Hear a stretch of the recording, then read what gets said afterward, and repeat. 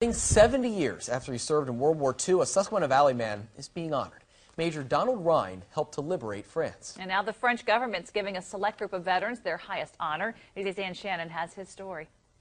I wanted to be a fighter pilot. It was July 1941, and Hershey native Donald Rhine had enlisted in the aviation cadet program.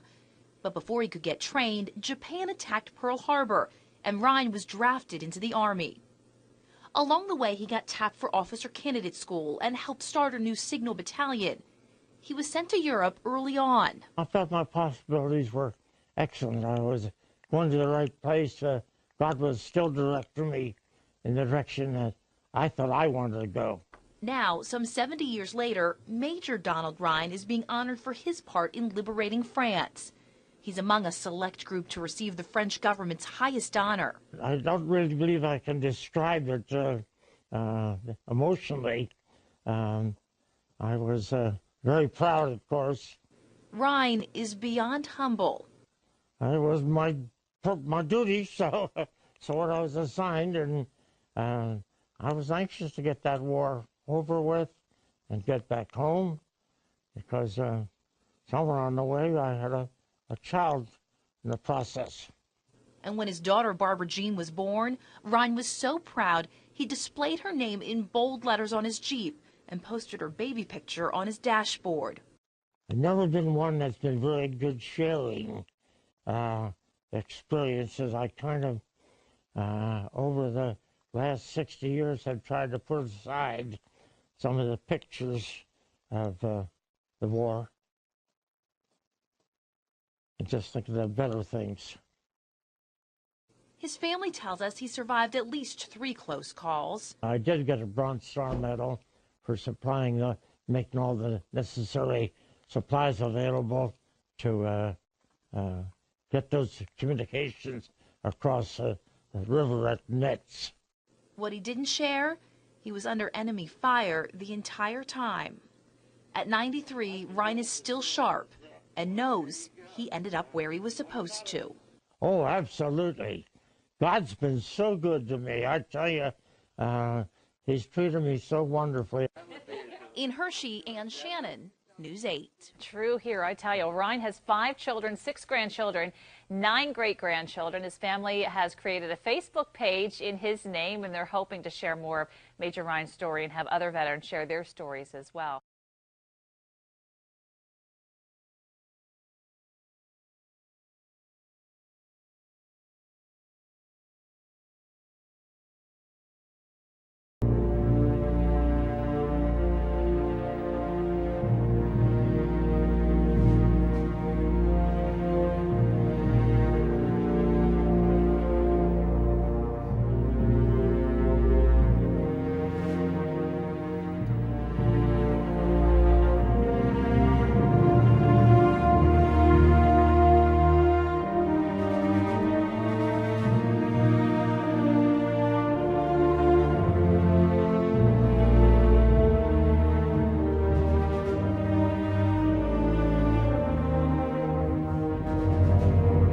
Donald Rhine. Au nom du président de la République, je vous remets l'insigne de chevalier de la Légion d'honneur.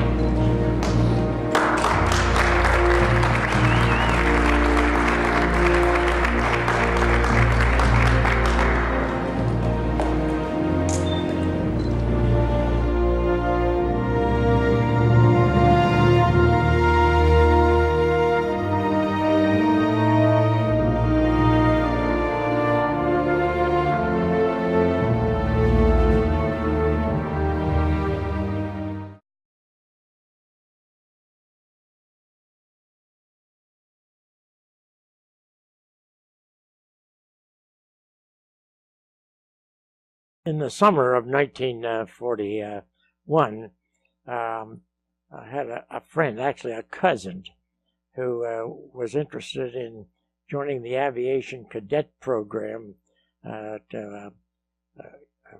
Kelly Field in Texas. And I was always interested in flying, so I convinced me, and I went down to Randolph-Macon Field in Texas and Kelly Field. I drove down to Texas and took a look at the program and became very interested in it and enlisted in the aviation cadet program. However, at that time we were not at war, and they were only holding the cadet programs as needed. There was none scheduled immediately, and so I would have to wait to be called until such a time as they enlisted, as they scheduled another program. However, in the meantime, Pearl Harbor happened, and then they immediately stepped up the program, and I got a notice to report of February 3rd or 4th. I forget the exact date. However, in the meantime, my draft number came up, and the draft board, in spite of my father's efforts and efforts to get me released, refused to do that. They said that they had a quota to meet, and I was part of that quota, so I have to go. And at my first station, turn in my enlistment papers, and I would be transferred. Well, of course, my first station was an induction station. I tried there, and of course, no, you have to go to your first permanent station. So they assigned me to Fort Monmouth, New Jersey, which I thought was really an advantage to get a transfer, because at that time it was the Army Air Force, and it was part of the Signal Corps, and it was headquartered at Fort Monmouth, New Jersey. So I thought a transfer would be quite simple at that point. However, I got to Fort Monmouth, New Jersey, I saw the captain, and he said, "You must complete basic training first." That was a 21-week program of basic training, which I took and completed that. Went back to the captain again with my papers, and he said, we can transfer you, but the Signal Corps has priority. He said, and he said, you show an aptitude for electronics. He said, I think would be a smart soldier if you went to and took a radio maintenance course. When you get out of the service, there'll be pilots everywhere and no jobs. And he said, if you have a dual vocation, you have a good chance of getting employment. So you don't say no to your officers. So I went to radio maintenance school, and just before completing radio maintenance school, I got a notice I was to report to the colonel. I went to report to the colonel, and the colonel said, "You've been selected to go to officers' candidate school." I said, "But Colonel, I slated to be transferred to the Air Force I would like to do that." He says, "Soldier," or corporal, I believe he used, he says, "Corporal," he said, "I have news for you. Officer candidate school or overseas in 2 weeks as a corporal." Yes, sir. So I did complete the 3 months of officers candidate school, which was a real difficult course. It jammed a lot of things into 3 months. So in September of 42, I got my second lieutenant's commission. I was discharged from the Army as an enlisted man for convenience of the government, and signed a commission, and I was in there. What was your training? What? What was your training like? The training was very different. You talked about training in the aviation, or in the cadet program. The cadet program Was very difficult, and it was a routine type thing of inspections every day of your personal appearance, your locker and your bed and everything. And I happened to get through the entire 3 months without any discredits, demerits. And on the day of graduation, my cadet officer said to me, "Soldier, he said, nobody completes this course as a virgin. He said, and I recall this very clearly, he says, don't you think the threads on your shoes could be a little shinier? Yes, sir. So I did get a demerit, and that was the only demerit I received during that time. And did you, from September of 42 then, where were you sent then? Where was your first deployment? Okay, then I was assigned to specialty schools, supply, motor transport, in Asbury Park, New Jersey, and completed those schools. And then 9 of us from that graduating class, class number 8, were assigned to, as a cadre, to begin the formation of a signal battalion, and we were sent to Camp McCain, Mississippi, which was a brand new camp. It was just mud and tarp paper shacks, and he's at that point yet. And our job was to train the rest of the group, which was a total of 998 men and officers, in Army to be a soldier. And our cadre came in from American Tel, New York Bell, Ohio Bell, Pennsylvania Bell, Michigan Bell. So the Army had gone recruiting? Yeah, they recruited men who were professional in their trade. They came in with grades as high as major and captain, and a lot of our enlisted personnel came in also direct from the telephone and industry. And so it was our job to train them as soldiers, and physical training as well as the responsibility as soldiers.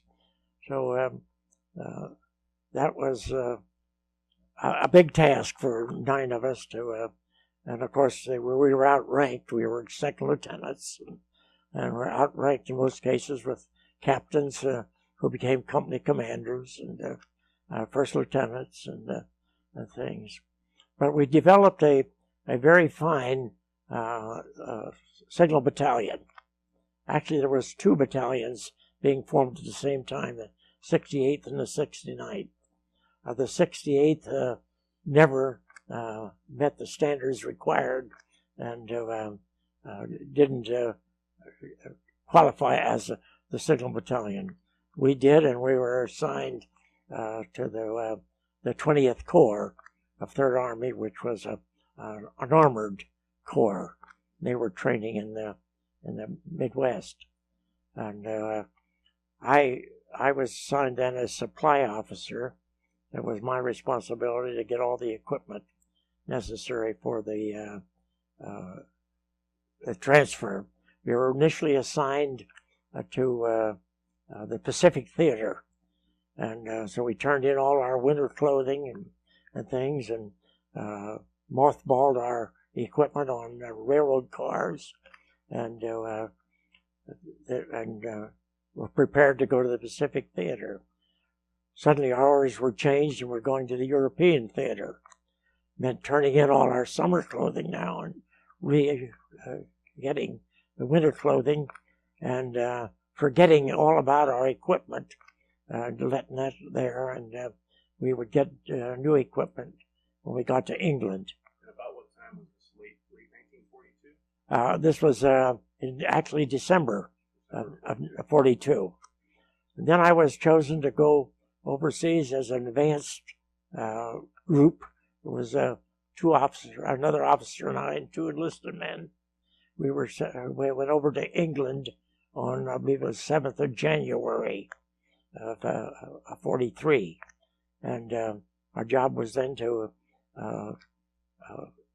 initially get the equipment that we had to replace, and billeting for our troops, which would come over sometime later. And we were sent to Marlborough, England. Also, more closer to that was a bigger city, Swindon. And I'm guessing this was your first time overseas. it was my first time overseas, And yes. what were your thoughts on that? What? What were your thoughts on going overseas? What are your remembrances of England? My remembrance of England was quite a change from the United States. Narrow streets and the pubs and that sort of thing. It was a complete different countryside and things. Were the people friendly? The people were very friendly. Were very, very, very friendly. And what do you remember about the food and the warm beer? Well, I'm not a beer drinker, so I didn't drink beer, so I know nothing about the warm beer. But British food, I experienced that on the way overseas. We went without escort on Mauritania, which had been a cruise liner, and could out travel the subs. So there was 12,000 of us on that ship, cruising hospital units. And so I was accustomed to British food. We got fed twice a day, early in the morning and late in the evening, British food. And well, it wasn't too pleasant. I wasn't accustomed to that type of food. So this was in 1943. So we were gathering forces for the eventual invasion of. Yes, we were. France. England. So our troops came over later. I don't recall the date, but we did have billeting and everything arranged for them when they came, and so we're all set and with a lot of the equipment as well. And they came over on a Liberty ship, the Empire Rapier. Came over in a convoy, of course. Storms, and actually the hull of the ship broke on their way over, but they were able to make England. I believe they debarked in Bristol, England, and the ship then, of course, was no longer used, but they got there safely. There was still about a year's time before the invasion of France. Mm-hmm. So you were involved with training. Training, yes. For that year's time, and then when did it become clear that you were not going to take part in D-Day, or did you take part in D-Day? No, I didn't take part in D-Day. Actually, what happened? There was an alternate plan for the invasion of France on the Brittany Peninsula instead of the Normandy Peninsula. And I was assigned the task of determining what signal equipment would be needed, D-Day, D1, D2. And to do that, we had foreign forces, Free French and Norwegian forces and other forces. So it was necessary for me to get their TO&E to determine what signal equipment they used. So I traveled to the embassies in London and got that information from the embassies. And then from that determined what equipment we would need for the invasion. And but that invasion never happened. Sure. So Patton was in charge of that. Patton? Yes. I was given special security clearance, and I met with a committee or a group formed by Patton, and we met as a group to determine the plans for the invasion. On only one occasion was Patton present at one of those meetings. What do you remember of him? He was a very profane individual, but he was a dynamic individual. He was a soldier's general. If things went wrong, it wasn't the soldier that made the mistakes or didn't give proper directions. It was the officers. And of course, he was as I say, profane, but he was also a biblical man. And I know he read his Bible every day. I was proud to serve under George. Now, I've heard that he was a stickler for uniforms and always had to wear a necktie and helmet. Was that true? That's true. Absolutely true. And also, one thing that was true with Patton, you never had your top up on your vehicle. On your Jeep or everything, that was always down so you could observe enemy aircraft. And if he caught you with a top down, or you were in deep trouble. Where were you on D-Day? On D-Day, I was at Portsmouth, England. So you saw the cargo ships, you saw the troop ships. I saw the cargo ships and the troop ships, and also the aircraft, the gliders and the paratroopers flying over. And what was your sense? What was your feeling at that point? It was really, the feeling at that time was a really dynamic one. You saw that massive armada of ships and airplanes and gliders and things. You just felt complete enthusiasm that this had to be a success. And when did you head over to France? I'm not actually sure, since I was always going in advance of our troops. 6 in my mind, I went on D+6.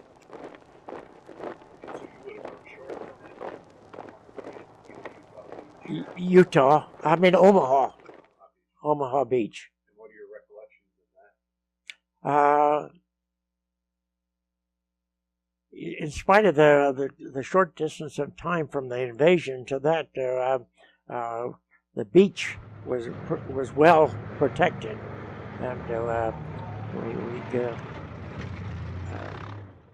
bivouacked, or we landed at a place called St. Mary Glees, and then from there, Patton's army, Third Army, got assembled.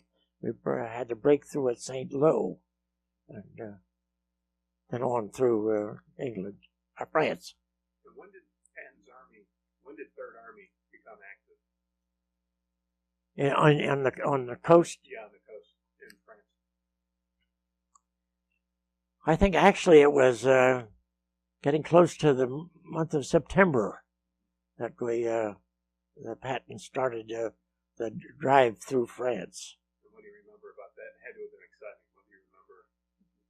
Well, the thing that stood out to me was the number of dead bodies that, because of the speed at which Patton and his forces were moving, there wasn't a lot of time to take care of. When I speak of dead bodies, I'm speaking of German bodies and horses and things like that, burned out tanks, and that sort of thing. The destruction was just amazing. And what was your position at this point? What were you doing? What was your responsibility? My responsibility at this point was to supply all the necessary communication equipment that we needed, the cable, the wire, signal equipment, radios and things for our forces, for 20th Corps, to keep in contact with the divisions and the regiments. Did it bring you close to the front lines? Yes, there was really no established front line. You never knew where and the Germans didn't know, of course, where Patton's forces were. So in many cases, Germans that were captured or capitulated were actually behind our forces. The 20th Corps was dubbed the Ghost Corps, and because the Germans never knew exactly where they were. In many cases, we were the enemy was behind us, and Patton was a dynamic individual. He just moved even as a signal battalion, many times we bivouacked on our jumps ahead of the divisions, and because he was anticipating another move. In many occasions, we moved as many as 3 times in a particular day, leaving a lot of our equipment spread out across France, which we had to come to sometime later go back and retrieve. And at some point, I remember Patton's army ran out of gas. Well, that is a very Patton's. We didn't actually run out of gas. They took the gas from us. That was around the area of Verdun. The gas supply had become minimal, and General Montgomery up in Holland was not getting the headlines and things. So we were ordered to drain our tanks from our trucks and keep enough gas for cooking stoves and things, and that all that gasoline supply go up to Montgomery in Holland to make a drive that he was to initiate. That drive, by the way, never was successful. But Patton was very angry. Patton was very angry, and a lot of profane words came out because he was very willing to defy the orders of I can't think of the commander's name now. Bradley. Bradley. And so there was a lot of rivalry there. Did you have a lot of interaction with Patton, or did you see him from time to time along the way? Oh yes. He was a regular visitor with General Walton Walker, who was my corps commander, and who later became 8th Army commander in Korea. Right, he died in a car accident. He had a car accident in Korea, yes. Interesting. What was Walton Walker like? He was a short fellow, but he was, well, they called him the Bulldog, and that well defines him. And what was his relationship like? Did you see him interacting with Patton? Because it seemed like those two would have been confused and odd. Yeah, they were. They worked well together. I mean, Patton, no problem following Patton's direction. He was a go-getter as well. Was there a certain, was there a certain pride in serving under Patton as compared with serving in other Army Corps?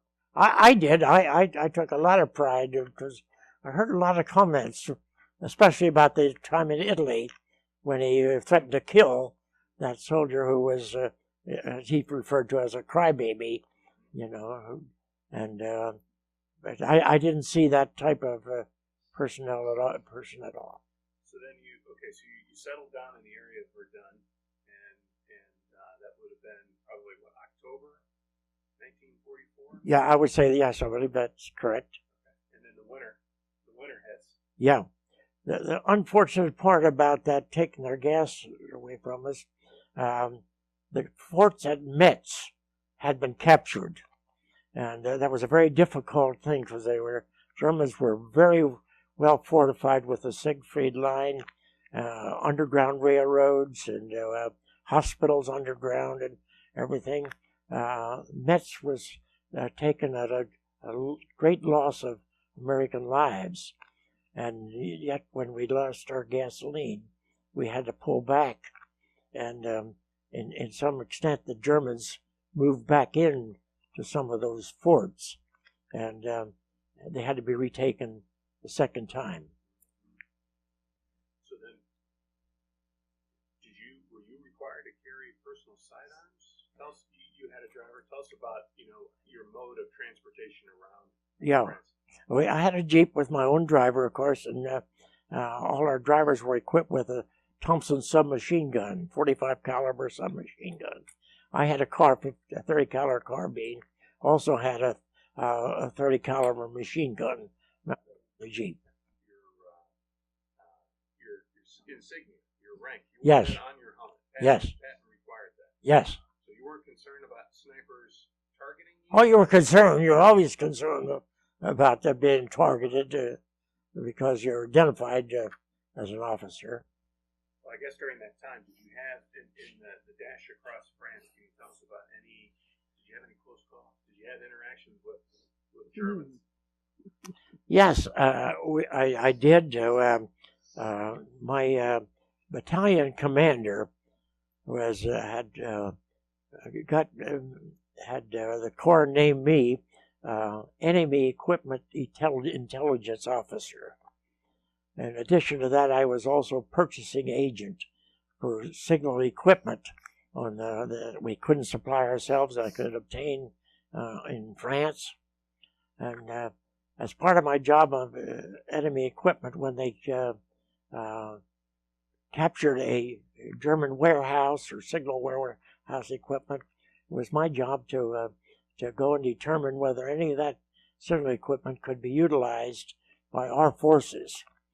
And on one of those trips, I was instructed that the area had been cleared, but the driver and I, going down the road, all of a sudden I saw on the ditch alongside of me a hog with blood squirting out of its side.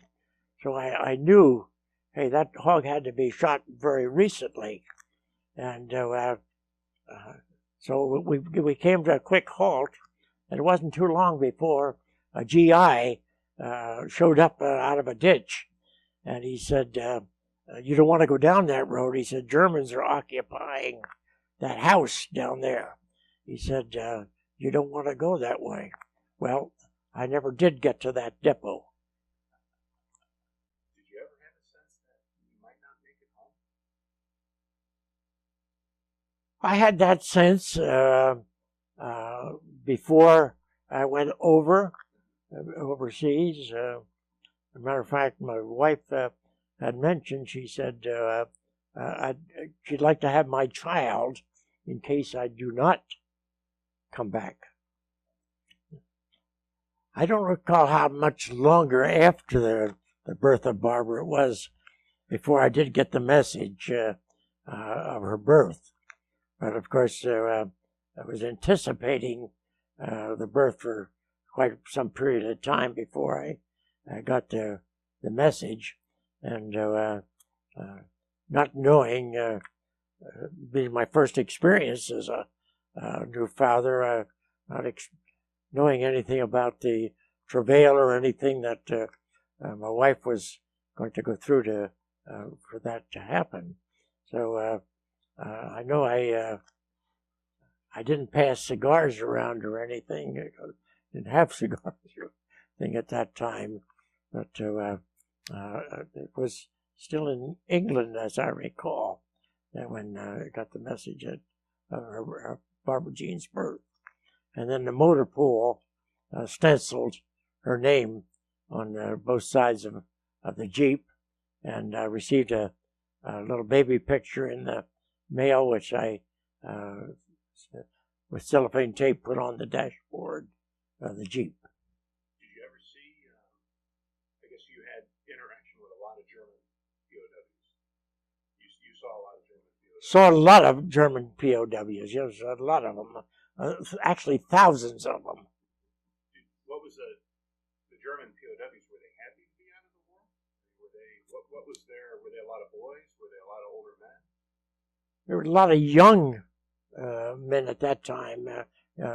Actually, some you'd almost call boys at that time. No, they were very sullen-faced, and but I'm sure they were glad to get it over with because they had been, some of them, a long, long time.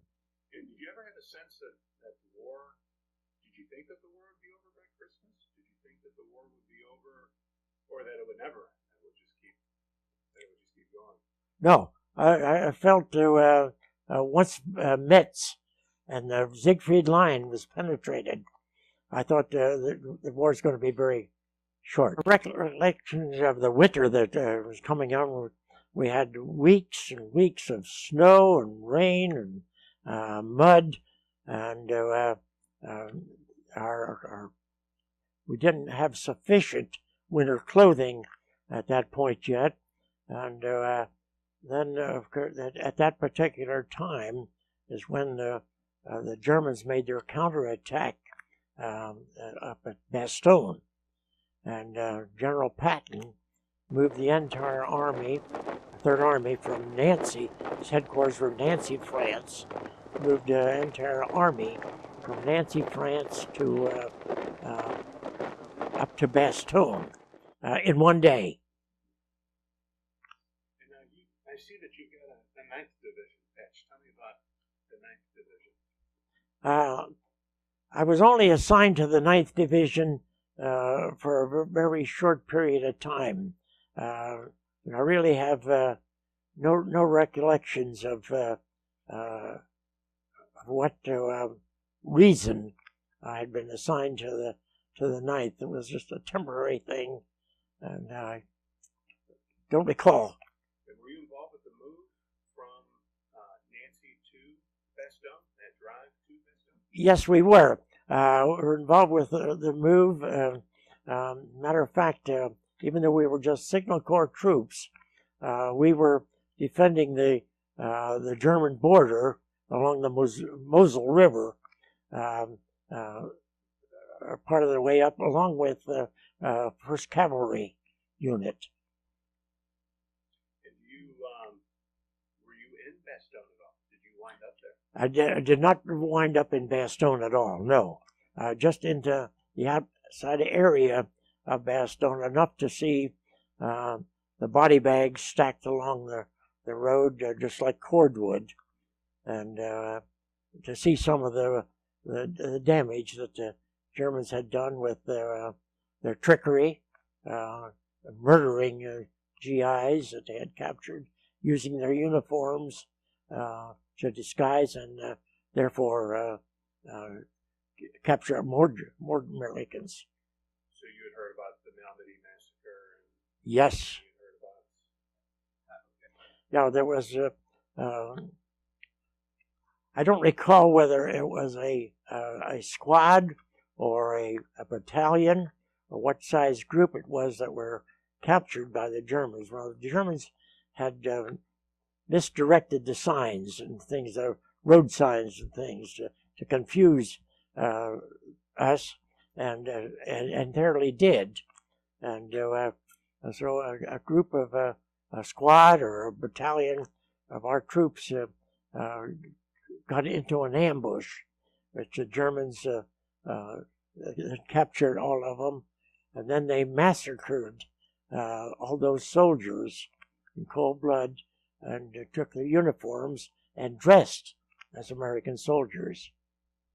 So, how did you, during this time, I know clothing was short, winter clothing was short. Tell us how you stayed warm during the winter. I don't recall how we did stay warm. I know a candle provided quite a bit of heat when we didn't have any heat of any kind, so that in a foxhole or trench, or there wasn't much in the way of trenches, just the heat of a candle, I guess just optimistically made you feel warmer. Now tell us about Pat, and I know during the winter the weather was very tough, and he penned a prayer to be read to God, that was handed out to the troops. Tell us about that prayer and how it was handed out, and if you were involved with that. Yes. Patton called in the chaplain and the head of the chaplain corps and said, "Do you have a prayer for to clear the weather?" And the chaplain says, "In our prayer book, we have no such prayer." So on back of a card, the chaplain wrote a brief prayer and handed it to Patton, and Patton told the chaplain to get that printed, and he wanted to distribute it to every soldier in the Third Army. And it was a good distribution. I thought I had a copy of it. I have never located it. So the chaplain did get all the chaplains together, and there's prayer. And then Patton asked the question also, what is the prayer life of the soldiers? And the chaplain said, I'm afraid, sir, not very good. When they're under attack or in battle conditions, they're very prayerful. But other than that, they're not very prayerful. And what was his response? What did he do? Oh, well, he immediately sent out an order to the chaplains that there should be prayer for clear skies, and I think I have a copy of that prayer somewhere too. Yes, it was very, very good prayer. It was great prayer. And tell us if it worked. It worked. Yes, the skies cleared, and our aircraft was able to attack the massed German armament and totally rout them and release the pressure that was on Bastogne. Of course, it was during that time that the Germans asked for surrender of Bastogne, and General McAuliffe sent a note back which confused the Germans. The note simply said nuts. And tell us, did you ever come under direct German shelling, artillery, or small arms? Yes, German 88. On one of my missions to locate a fuel depot and a water depot, food depot, I came under not only General 88 artillery fire, but also from a German plane. But we didn't have time to get in the ditch when the plane came. And as I recall, we both got under the Jeep, and the machine guns from the plane were sort of triangularized. That in one pass, they shot up both sides of the ditches. They didn't have to make a second pass. And during that first pass is when, as I recall, the anti-aircraft guns went into action, and then shortly after that, Mustangs came into the fray and shot down the German. I've heard that they were very accurate. Yes. They converted more people to Christianity than Peter and Paul. Could be. Yeah, the German 88 was known as a very accurate weapon. And again, our particular occasion with it was just actually, there were no other troops in the area where we were, and why we happened to be in the area where the 88 exploded.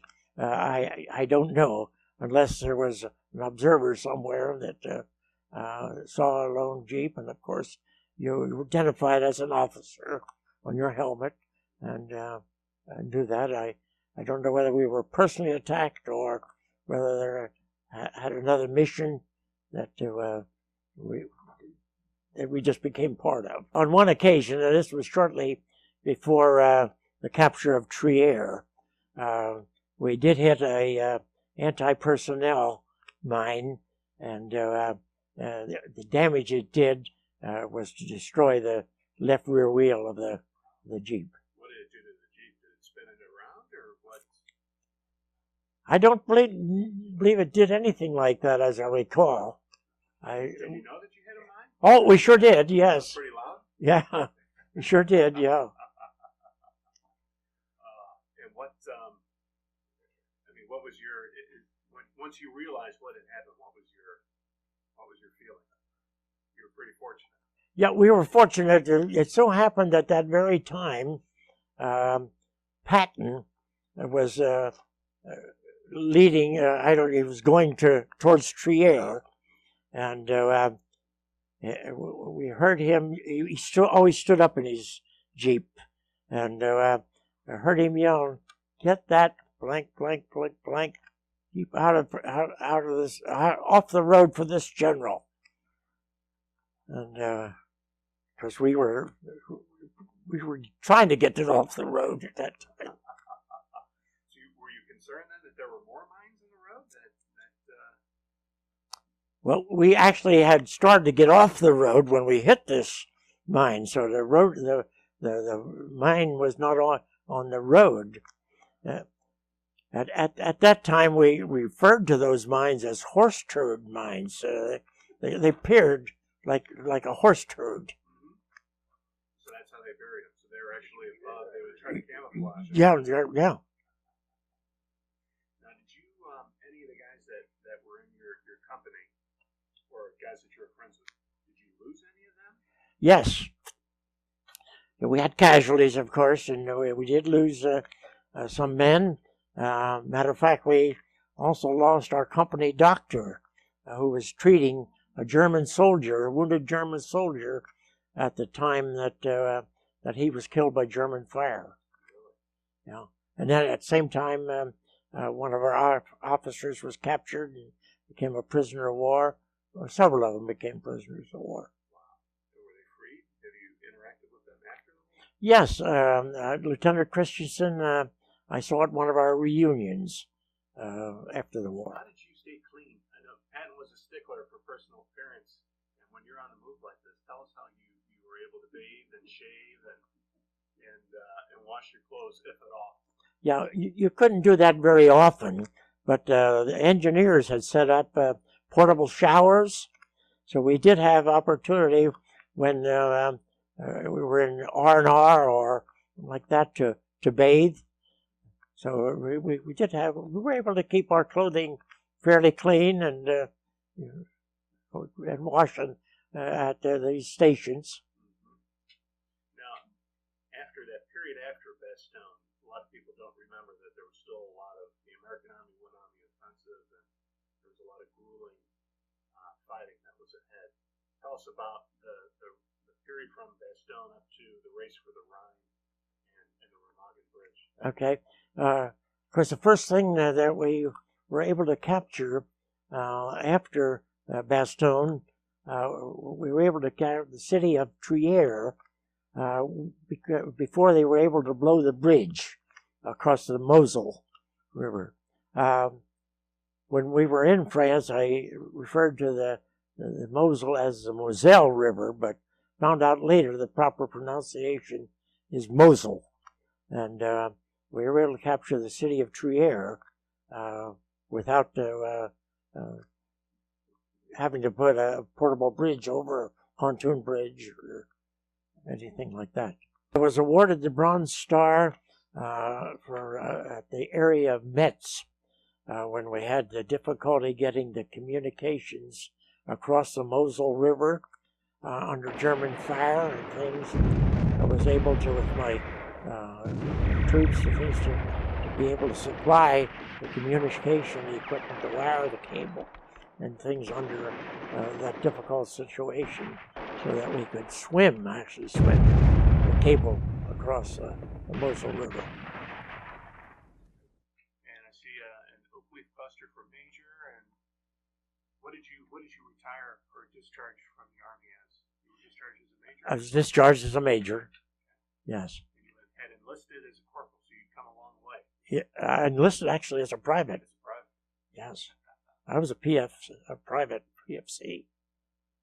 Discharged as a major. That's not bad. No. I did well. God was good to me. Tell you, He was on my side the whole way. Yes, I came home via a hospital ship. Hospital ship, and it docked in New York? Yes. I went to Camp Shanks, New York. Okay. And when was your first time home? Yeah, I believe it was Declaration Day of 1945. 45, I believe. 45. Yeah. Did you take a train home from Jersey to? Yeah. Yes, I took a train home from New Jersey to Pennsylvania. Oddly enough, when I got to the Harrisburg Railroad Station, A Company of the 69th Signal Battalion was in the railroad station. Did you recognize? Oh, absolutely. Yeah. So it was a big homecoming, huh? Yeah, it was. Were they glad to see you were still alive?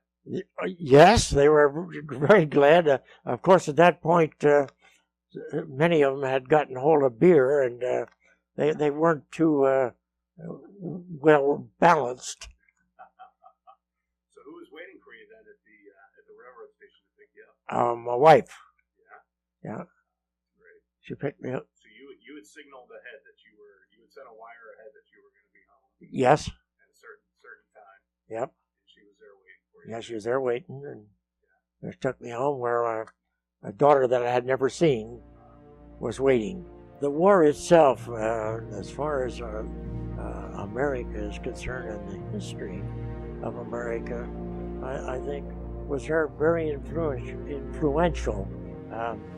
It was amazing the amount of courage, grit, fortitude that the troops displayed, and their willingness to attack or to defend.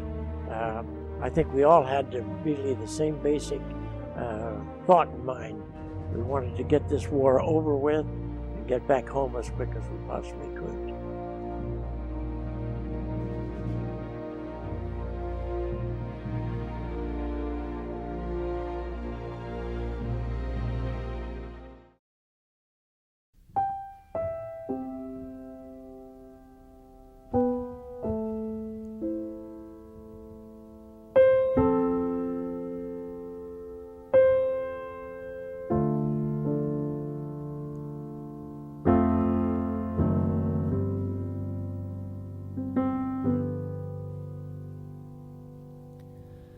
All we've been given by those who came before, the dream of a nation where freedom would endure, the working prayers of centuries have brought us to this day. What shall be our legacy? What will our children say? Let them say of me, I was one who believed in sharing the blessings I received. Let me know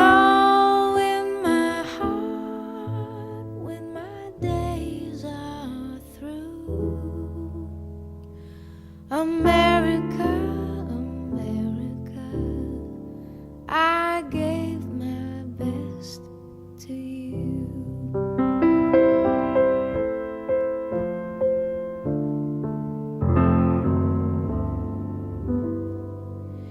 Each generation, from the plains to distant shore, with the gifts they were given, were determined to leave more. Battles fought together, acts of conscience fought alone. These are the seeds from which America has grown. Let them say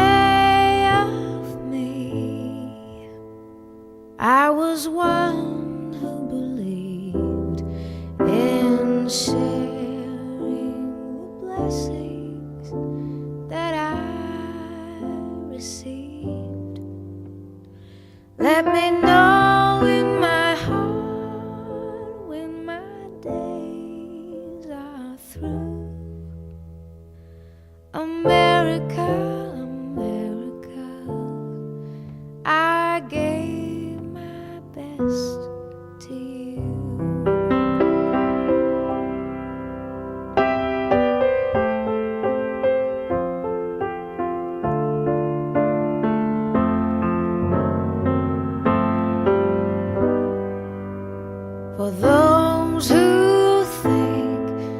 they have nothing to share, who feel in their hearts there is no hero there. No, each quiet act of dignity is that which fortifies the soul of a nation that will never die. Let them say of me,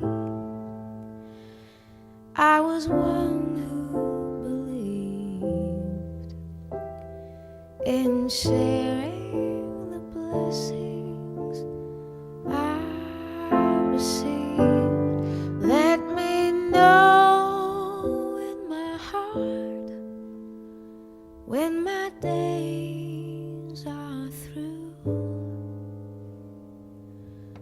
America, America, I gave my best to you.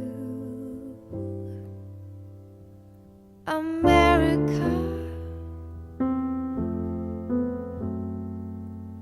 I gave my best to you.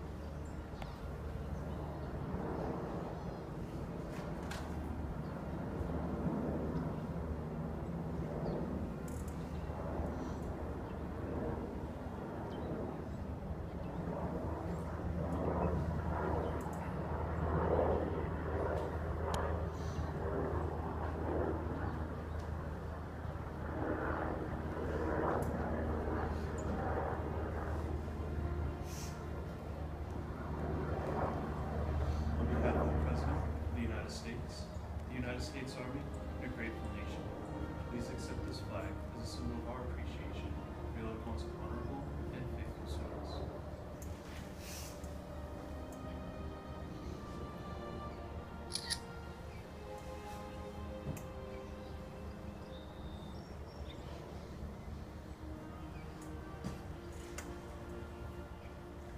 these three children